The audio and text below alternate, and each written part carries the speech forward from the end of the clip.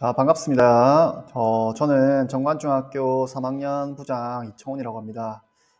저는 지금 역사를 가르치고 있고, 이 아이들과 이제 2년 동안 지금 같이 생활을 하면서 여러 가지 생활 지도라든지, 이런 학년에 관련된 일을 지금 맡아서 이끌어가고 있습니다. 이제, 좀 있으면 이제 고입이 본격적으로 시작되는데, 이제 학부모님들이나 학생들이 이제 고입 전형에 대해서 잘 모르는 부분들을 알려드리고자 이렇게 프리젠테이션을 하게 되었습니다. 일단 내신 성적이 어떻게 산출되는지에 따라서 퍼센트를 어떻게 산출되는지 그 방법을 먼저 알려드리겠습니다. 두 번째는 이제 전기고등학교 전형. 저희가 일단 전기고등학교에 해당하는 게 일단 과학고는 일단 원수 접수 끝났고요. 그 다음에 마이스터고, 예술고, 최고가 10월 14일부터 있습니다. 그 다음에 특성화고, 이렇게 여기까지가 전기고등학교라고 묶이는 분류입니다. 그 다음에 후기고등학교 전형, 저희가 일반적으로 아는 제일 많은 학생들이 선택하는 평준화 적용 일반고, 예를 들면 정관고, 신정고가 있겠죠. 그 다음에 외고, 국제고, 자사고 이런 학교들을 후기고등학교라고 부릅니다. 그래서 이런 전기 후기에 따라서 어떤 차이점이 있는지 좀 알려드리도록 하겠습니다. 첫 번째, 내신 성적 산출 방법입니다. 일단 내신 성적은 총점이 저희가 300점 만점으로 계산되고, 저희가 1, 2, 3학년 때 했던 모든 활동들을 점수화해서 이제 내신 성적이 산출됩니다. 그래서 저희 학교 학생들 중에 이제 몇 등에 해당되고, 그게 석차가 몇 퍼센트인지 이제 저희가 11월 13일을 기준일로 산출하게 되고, 그 산출의 마감이 11월 18일까지입니다. 일단 이 300점 중에 제일 많은 부분을 차지하는 게 교과 성적입니다. 240점이고 비율로는 80%에 해당합니다. 이 240점 중에 2학년 성적이 40%, 3학년 성적이 60%에 해당합니다. 그래서 3학년 성적이 좀 더 많이 들어가게 되고, 그래서 지금도 학생들이 이제 조금 자신의 퍼센트를 더 올려야겠다라고 생각하는 친구들은 지금 막 마지막 이제 2학기 성적을 최선을 다해서 올려야 되는 그런 상황입니다. 자, 그래서 저희가 교과 성적, 교과마다 A, B, C, D 성취도가 나오게 되는데, 그 성취도를 점수로 환산해서 교과 성적이 산출됩니다. 그래서 뭐 학생들이 보통 평균이 몇 점이냐 이런 거에 관심을 많이 가지던데, 평균 몇 점인지는 크게 관련이 없고, A냐 B냐, B냐 C냐, 이게 이거에 따라 점수가 달라집니다. 그래서 각 과목별로 이제 성취도를 잘 받는 것이 중요하다고 할 수 있겠습니다. 그 다음에 이제 비교과에 대해서 먼저 말씀드리겠습니다. 출결은 3년을 합산해서 미인정 결석의 횟수에 따라 감점이 됩니다. 그래서 총점이 21점인데 하루도 미인정 결석이 없으면 21점 만점이 됩니다. 자, 그런데 이제 미인정 지각, 미인정 결과, 미인정 조퇴, 이거는 합쳐서 3회당 결석 하루로 계산이 됩니다. 그래서 제가 이 규정에 따라서 한번 예시 문제를 내보겠습니다. 1학년 때 미인정 결석을 하루 했습니다. 그 다음에 2학년 때 미인정 조퇴 2회를 했고, 3학년 때는 미인정 지각 1회라면 이 학생의 출결 점수는 몇 점일까요? 자, 그러면 지금 미인정 조퇴랑 지각을 합산해서 3회가 되었기 때문에 미인정 결석 1일로 계산이 됩니다. 그래서 1학년 때 미인정 결석 1일과 지금 2, 3학년 때 합산된 미인정 결석 1일 합쳐서 총 미인정 결석이 2일이 되고, 미인정 결석 2일이 되면 1점 감점이 되어서 이 학생의 출석 성적은 20점이 되게 됩니다. 그래서 이런 식으로 계산이 되어 가게 되고, 그 다음에 자율활동 영역에 대해서 말씀드리겠습니다. 자율활동 영역은 1년에 기본 점수가 3점입니다. 그래서 1학년 3점, 2학년 3점, 3학년 3점으로 이제 계산이 되고, 따라서 자율활동 영역에서 아무것도 이제 어떤 가산점, 감점이 없다면 9점을 보통 받게 됩니다. 자, 그런데 가산점은 어떤 경우에 받게 되느냐? 저희가 학급 부반장, 반장, 그 다음에 선도부 학생들, 그 다음에 학생회장, 부회장, 그 다음에 저희가 1, 2학기마다 이제 학급마다 주는 모범상, 이런 것들이 자율활동 가산점이 됩니다. 그 다음에 감점은 어떤 경우가 되냐면 저희 교내 봉사 5시간 이상의 징계를 받게 되면 감점이 되게 됩니다. 자, 이것도 한번 그럼 예시 문제를 제가 한번 내보겠습니다. 1학년 때는 반장을 했습니다. 그 다음에 2학년 때 교내 봉사 5시간이라는 징계를 받았습니다. 3학년 때 근데 다시 자신의 어떤 생활을 잘 다듬어서 모범상을 수상하게 되었습니다. 이 학생의 경우에는 자율활동 영역에서 몇 점을 받게 될까요? 자, 그러면 1학년 때 반장했기 때문에 가산점이 하나 있습니다. 그 다음에 2학년 때는 감점이 있고요. 교내 봉사 5시간. 그 다음에 3학년 때는 모범상을 받아서 다시 가산점이 있기 때문에 4점, 2점, 4점, 총 10점의 어떤 점수를 받게 됩니다. 자, 그래서 저희가 나중에 이제 기말고사를 치고 나면 학생들에게 3년 동안 했던 활동 영역, 활동 내역을 주고 이 점수가 맞는지 확인하는 절차를 거칩니다. 따라서 저희가 만약 본인이 잘 기억을 하고 해놔야, 예를 들어서 내가 1학년 때 반장했는데 반장을 했던 내역이 기록이 안 되어 있다. 그러면 선생님한테 선생님 저 반장했는데 기록이 안 남아 있는데 다시 한 번만 봐주세요라고 검토를 해야 이제 저희도 검토를 통해서 그 학생의 가산점을 최종 확인할 수 있습니다. 그래서 학부모님께서도 이 사실을 아셔야 나중에 이 점수가 이렇게 됐다라는 사실을 나중에 계산을 하실 수 있게 됩니다. 확인하실 수 있게 됩니다. 그 다음 동아리 활동 영역에 대해서 말씀드리겠습니다. 동아리 활동 영역 역시 1학년 기본 점수 3점, 2학년 3점, 3학년 3점. 그래서 동아리 활동에 어떤 활동도 안 했다면 총점이 보통 학생들은 9점을 받게 됩니다. 자, 근데 1년에 가산점이 1점씩 부여가 가능한데 어떤 경우에 가산점을 받느냐? 바로 교내 수상을 하는 대회에 나가서 상을 받았을 경우에는 1점 가산점이 됩니다. 그래서 제가 예시 문제 한번 내보겠습니다. 1학년 때 교내 100일장에서 장려상을 받았습니다. 2학년 때는 교내 과학의 달 행사에서 포스터 그리기 최우수를 받았습니다. 3학년 때는 아무런 수상이 없었습니다. 그럼 이 학생은 4점, 4점, 3점, 총 11점이라는 점수를 받게 됩니다. 그래서 여기서 우리가 잘 살펴봐야 될 점은 일단 장려든 최우수든 가산점에는 아무런 차이가 없습니다. 그 다음에 두 번째는 만약에 1학년 때 상이 없고 2학년 때 상이 2개가 있다. 과학의 달 행사에 하나, 100일장에 하나. 그래서 2학년 때 상을 2개를 받는 경우가 있을 수 있습니다. 그렇지만 가산점은 하나밖에 안 주어집니다. 그래서 1년에 총 가산점은 1점씩만 부여 가능하다는 사실을 기억해 두시면 되겠습니다. 네 번째는 봉사활동 영역입니다. 자, 봉사활동 영역은 저희가 총점이 15점으로 계산하는데 저희 학교에서는 1년에 기본 점수 4점이 부여되고 가산점이 없습니다. 감점만 있습니다. 그래서 가산점이 없기 때문에 15점 만점이 규정이라 할지라도 저희 학교에서 학생들이 받을 수 있는 가장 높은 점수는 12점입니다.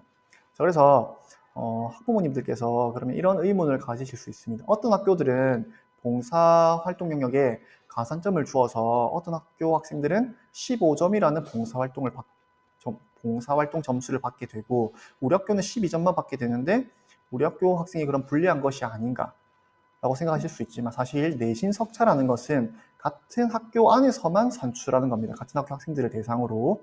그렇다 보니까 저희 학교 안에서만 같은 기준으로 이루어지면 어떠한 다른 학교 학생들과 비교해서 어떠한 불이익도 없습니다.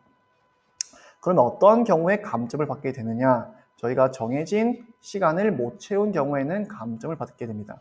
이 학생들은 1, 2학년 때 봉사활동을 5시간만 이상 하면 4점이라는 점수를 다 받습니다.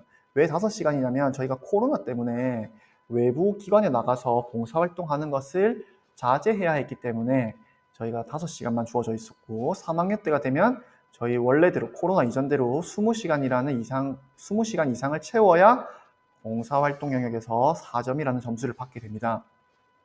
그럼 이 20시간을 어떻게 채우느냐? 저희가 보통 학교를 빠지지 않고 모든 수업을 잘 참여했다면 저희가 봉사 시간을 주는 수업이 군데군데 있습니다.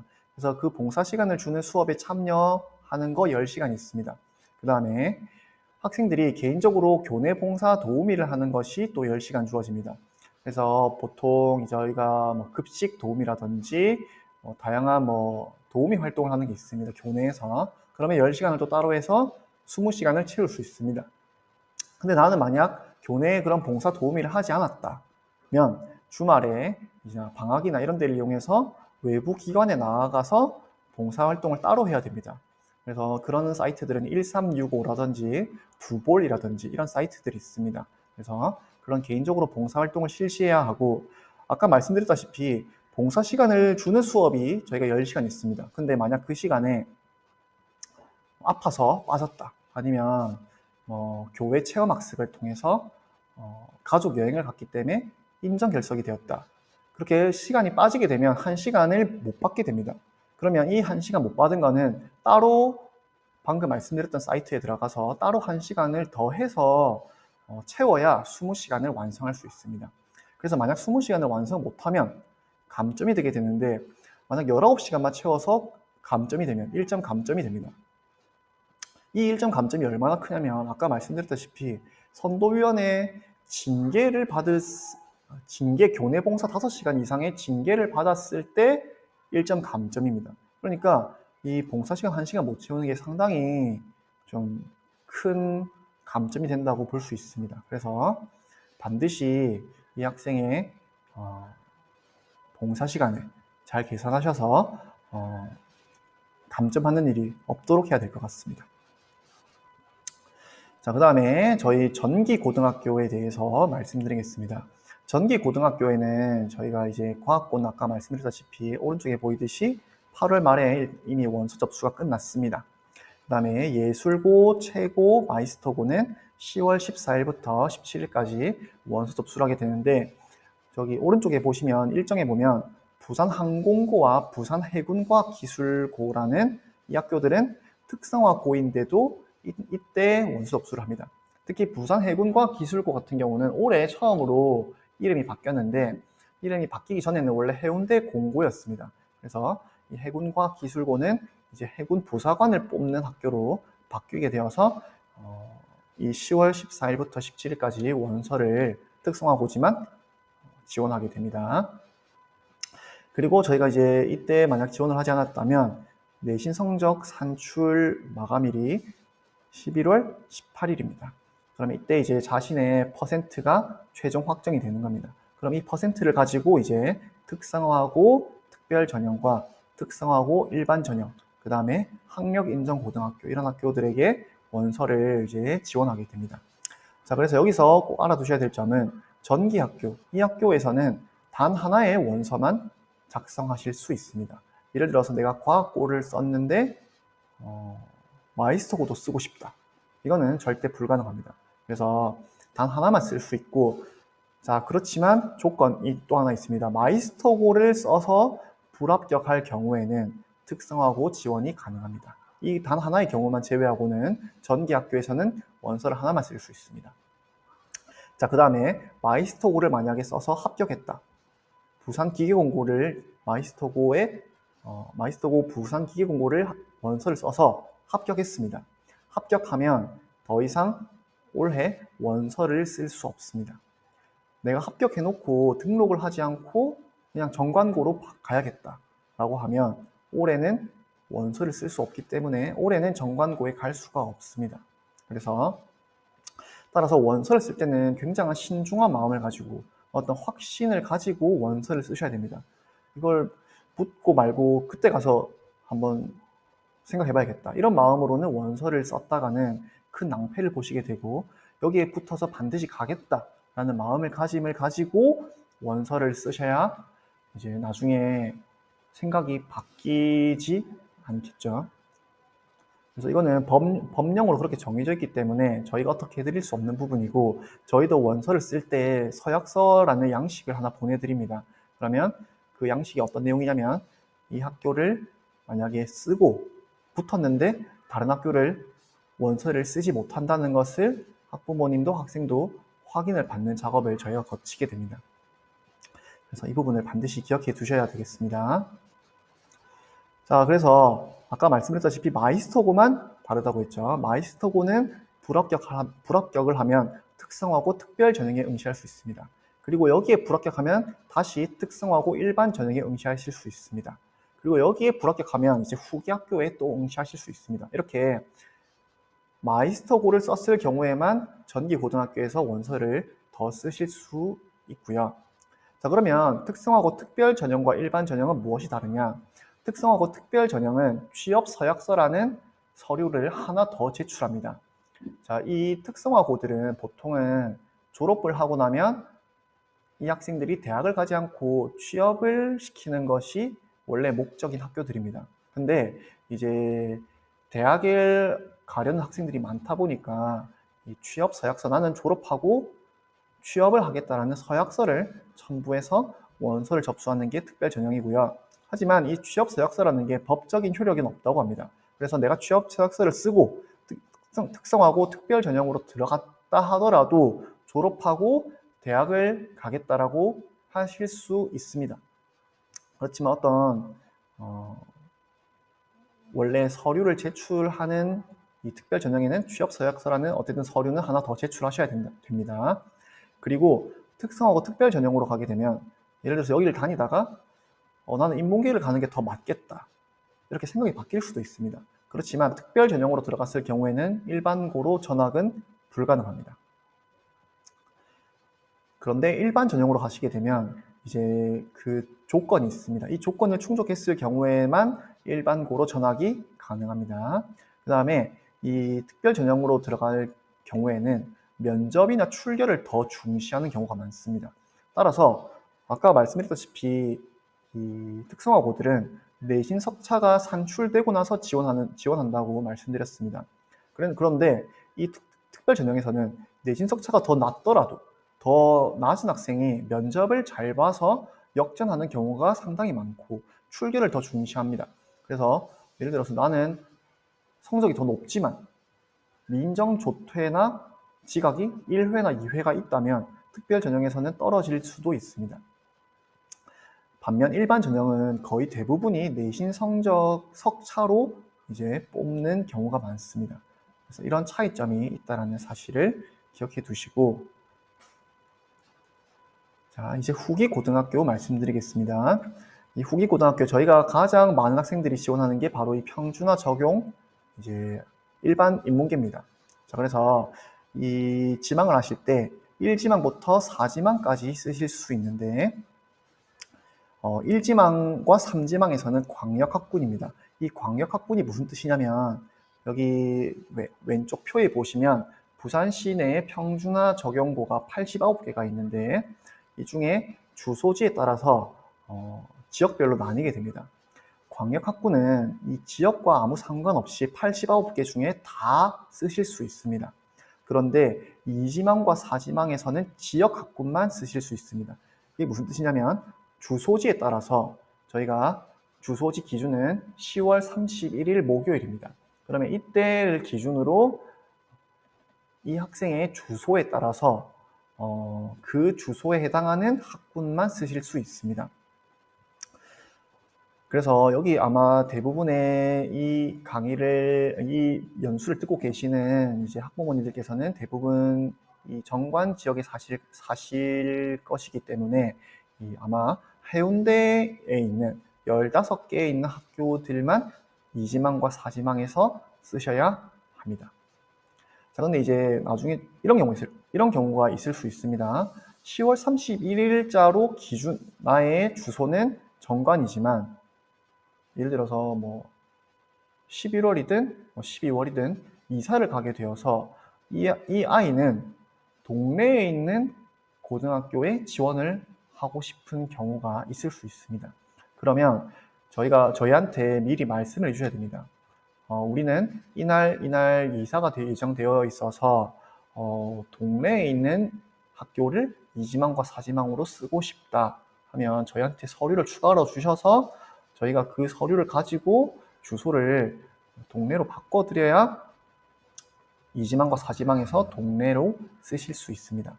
그래서 반드시 저희에게 주소지가 바뀌는 경우에는 연락을 주셔야 됩니다. 자, 그리고 여러분, 어머님들께서 또 반드시 기억하셔야 될 점이 1지망과 2지망은 절대로 중복할 수 없습니다. 그리고 3지망과 4지망은 생략하실 수 있는데 이게 무엇 때문에 그러냐면 좀 이따 설명드리겠습니다. 무엇 때문에 그런지는. 그리고 이제 외고, 국제고, 자사고의 원서를 쓰실 경우에는 이제 평준화 적용고는 1지망과 3지망, 광역학군에서는 쓰실 수 없고 2지망과 4지망에서만 지원하실 수 있습니다. 그래서 나는 해운대고를 지원하겠다. 그런데 해운대고와 이 평준화 적용 일반고의 원서 접수 날짜를 보시면 똑같은 날짜에 접수하십니다. 그래서 먼저 해운대고를 쓰시고 그 다음에 이게 붙으면 사실 해운대고로 들어가게 되는 거고요. 해운대고를 떨어지게 될 경우에는 좀 전에 쓰셨던 2지망과 4지망으로 자동으로 넘어가게 됩니다. 그래서 2지망과 4지망에서 뺑뺑이를 돌려서 이제 지원을 하게 되는 시스템입니다.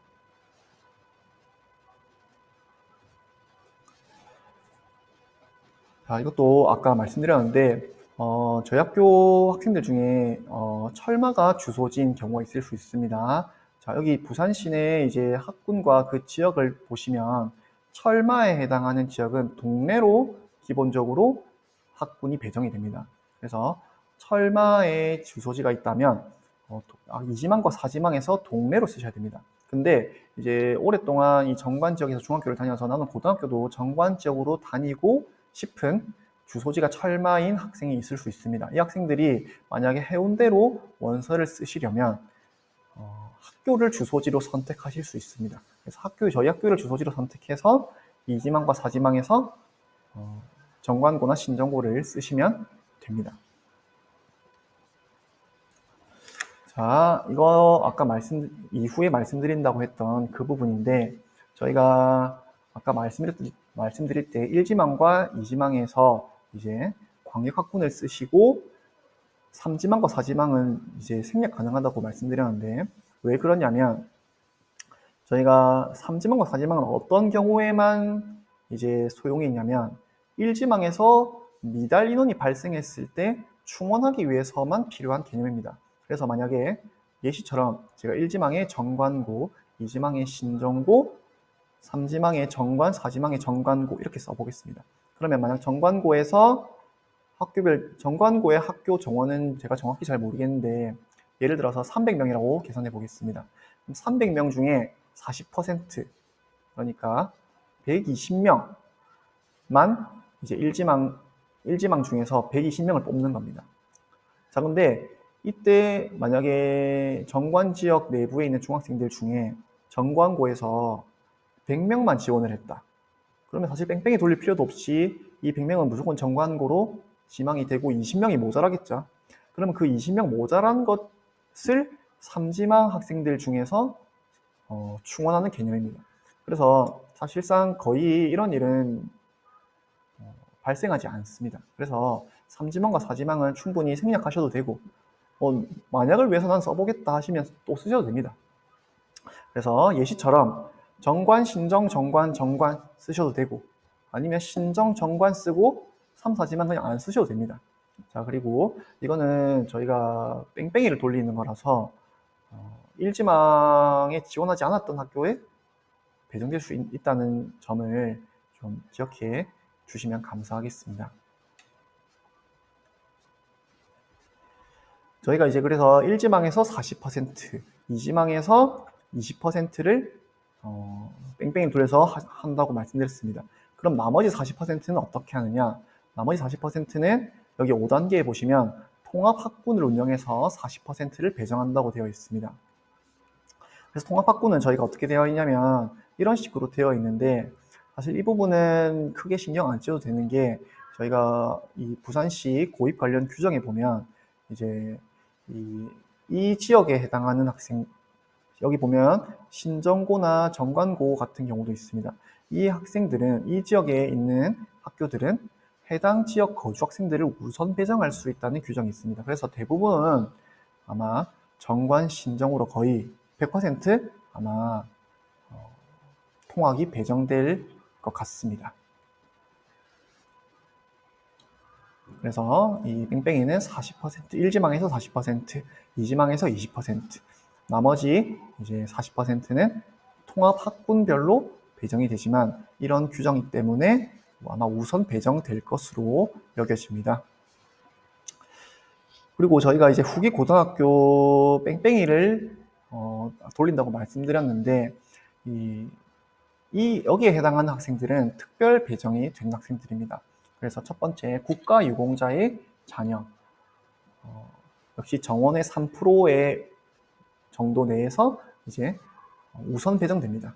그래서 이 학생들은 교육청 컴퓨터로 뺑뺑이 돌리는 게 아니라 지망한 대로 정관고로 배정되게 됩니다. 그 다음에 특례 입학 대상자, 예를 들어서 외국에서 저희가 2년 이상 지내고 저희 중학교로 편입을 하거나 전학을 온 학생들은 이제 여기에 접수를 받고 있고, 제가 여기에 관해서는 가정통신문을 한번 발송한 적이 있습니다. 그 다음에 체육특기자는 이미 접수가 완료되어서 끝났습니다. 그 다음에 특수교육 대상자는 말씀 안 드려도 아마 특수 이 심사를 거쳐서 된 학생들만 전원 원하는 고등학교로 가실 수 있습니다. 그 다음에 지체장애인, 이것도 얼마 전에 제가 가정통신문 한번 발송했는데, 지체장애인이라는 이 용어 때문에 제가 좀 이따가 다시 한번 설명드리겠습니다. 좀 더 자세히 설명드리고, 그 다음에 올해 가장 크게 달라진 점이 뭐냐면 다자녀입니다. 다자녀 3자녀 이상, 이제 만약에 형제 자매가 3명 이상이라면 20% 이내에서 우선 배정됩니다. 그래서 저희 정관 지역에 이 다자녀가 상당히 많은 것으로 알고 있는데 20% 내에서는 뺑뺑이가 돌아가는 게 아니라 우선 배정된다는 점을 먼저 말씀드리고, 만약에 20%가 넘어가 버리면 이제 아마 뺑뺑이가 돌아갈 겁니다. 그래서 이 다자녀는 사실 전국에 있는 모든 고입 전형을 하는 모든 시도 중에 저희가 가장 파격적인 제도라고 교육청에서 말씀하시더라고요. 그 다음에 학교폭력 조치를 받은 학생들 중에 전학 조치를 받은 학생들은 가해자와 피해자를 저희가 떨어뜨려서 분리해서 배정을 합니다. 그 다음에 쌍둥이인 경우에 같은 학교를 희망하실지 다른 학교를 희망하실지를 선택하실 수 있습니다. 그 다음에 교직원의 자녀, 저희가 어머니, 아버지, 부모님이 교직원이라면 그 학교로는 배정되지 않는 것이 원칙입니다. 그래서 다른 학교로 배정해야 되기 때문에 조금 이런 아까 말씀드렸던 그런 배정과는 조금 다른 절차를 거치게 됩니다. 아까 말씀드렸듯이 다자녀인 부분은 상당히 해당하시는 학부모님이 많을 거기 때문에 저희가 추가적으로 이제 원서를 내실 때 다자녀에 체크를 해야 됩니다. 그래서 저희가 얼마 전에 다자녀에 해당하는 분들은 체크를 해달라고 가정통신문을 발송한 적이 있습니다. 그 다음에 지체장애인에 대해서 좀 더 자세히 설명드리겠습니다. 지체장애인은 저희가 사실 대부분의 학생들이 아마 이 설명을 들으면 자기와 관련이 없는 거라고 하는 경우가 많을 텐데, 이제 신체 구조에 어떤 기능 장애가 영속적으로 있다면 이 지체장애인 심사에 내실 수 있습니다. 그래서 이 심사는 부산시 교육청에서 담당하고 있고, 이 심사를 통해서 지체장애인으로 판정되면 우선 배정됩니다. 뺑뺑이 돌리는 것이 아니라. 근데 이제 아까 말씀드렸다시피 인문계에 합격할 수 있는 내신 퍼센트는 나와야 됩니다. 그래서 작년 같은 경우에 당뇨 1형, 크론병, 류머티스 관절염, 척추 측만증 이런 병도 지체장애인으로 인정받아서 우선 배정된 경우가 있다고 합니다. 그래서 이런 부분들을 잘 기억해 두셨다가 만약에 우리 아이가 이런 병이 있다면 한번 심사를 한번 내보시는 것도 나쁘지 않다라는 점을 말씀드리고 싶습니다. 자, 그 다음에 위장 전입자에 대해서 한번 말씀드리겠습니다. 저희가 아까 지역학군이 주소지에 따라서 정해진다고 말씀드렸습니다. 그래서 주소지를 바꿔서 이제 위장 전입을 이제 하실 경우가 있는데, 위장 전입은 지금 제가 약간 가려져 있는데 위장 전입은 합격이 취소될 수 있습니다. 그래서 반드시 이 위장 전입에 대해서는 절대로 하지 않으셔야 합니다. 그 다음에 이중 지원에 대해서 말씀드리겠습니다. 이중 지원. 이중지원도 아까 제가 앞서서 말씀드린 부분인데 전기고등학교에서는 단 하나의 원서만 내릴 수 있다고 말씀드렸습니다. 따라서 전기학교에 마이스터고에 합격을 했는데 다른 학교에 추가로 지원하는 경우, 이런 경우에는 절대로 진학을 하실 수가 없습니다.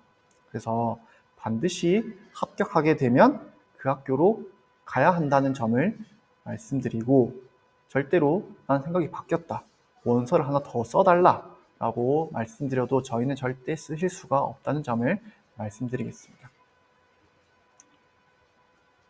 그래서 저희가 질문 같은 경우는 저희가 댓글로 주시면 아니면 선생님 아이 편을 통해서 선생님에게 대신 전달해 주시면 저희가 자세한 부분은 안내해 드리도록 하겠습니다.